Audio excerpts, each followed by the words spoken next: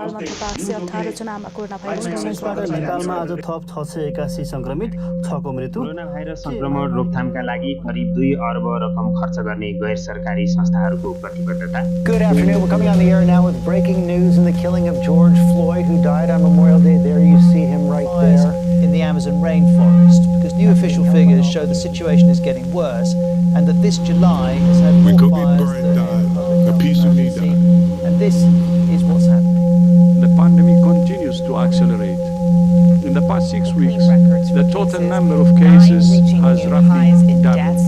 The disease now affected more than 4.1 million people in the U.S. and killed more than 146,000. In a country long battered by shock, a fresh unnatural disaster has seized Lebanon.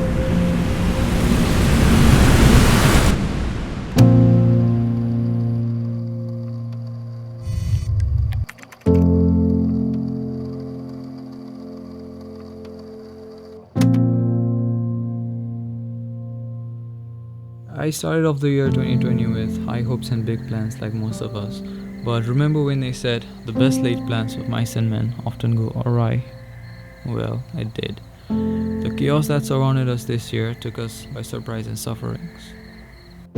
Staying inside and barely doing anything productive was a new experience for most of us. And it's even worse when you feel a constant need to create something. When you're inside and only consuming stuff, it easily starts getting very monotonous, and not to mention how most of what we consumed was negative. Deaths, climate change, violence, mismanagement, and on top of this, a global pandemic. In these situations, you can do nothing but feel crippled. When you're locked inside, there's not much you can do, and you are forced to think about a lot of things that you'd rather ignore. Things like getting up on a brand new day to do something productive has rather become something that you desperately want to get over with. Social media has added much disturbance to our thoughts. We've been scrolling on our phones way more than we used to, overthinking about how people are doing better and productive things.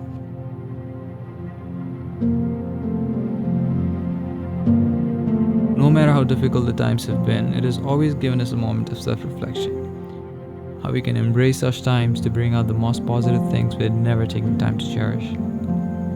Who knew we would watch every movie on Netflix? We sure watched the movies that we never had time for.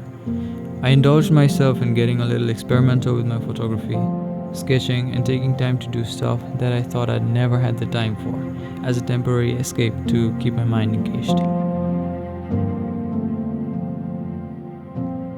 Staying indoors gave me a taste on how depression might feel like, how important it is to have friends and to meet them after all. Finding sunsets and sunrises more breathtaking, also moonlights to be so peaceful. Discovering interest and exploring myself, polishing little skills that I never thought of.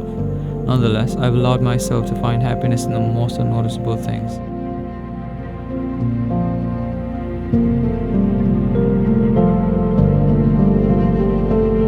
We got a clear observation of how fragile everything is, how fragile we are, how fragile our healthcare and education system is.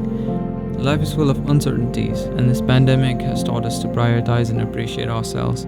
It has showed us how easily life can slip away and how important it is to live in the present. Finding beauty and inspiration in everything will surely bring out the joy within you.